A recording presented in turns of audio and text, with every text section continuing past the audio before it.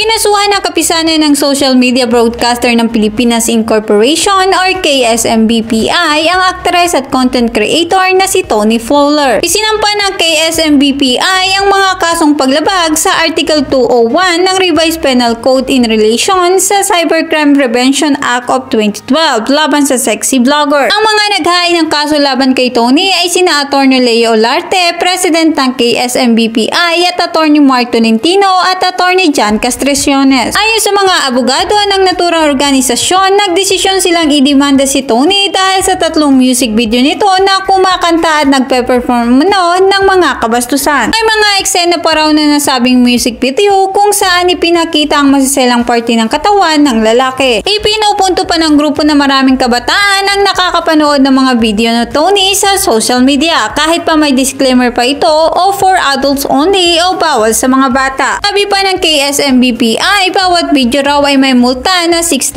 hanggang 12,000 at parusang pagkakakulong sa hanggang 20 taon. Iniintay naman ng mga netizen ang mangyayari sa aktres pero hanggang ngayon ay wala pang inilalabas na opisyal na pahayag si Tony hinggil sa asuntong isinampa laban sa kanya. Nauna rito, nagsampa rin ng kasong kriminal ang KSMBPI laban sa magkarelasyon na sina Vice Ganda at Ayon Perez dahil sa indecent act umano ng mga ito sa isang episode sa It's Showtime. So that's for today mga ka-chika. This is your Project EU. Please like and subscribe. See you at my next chika.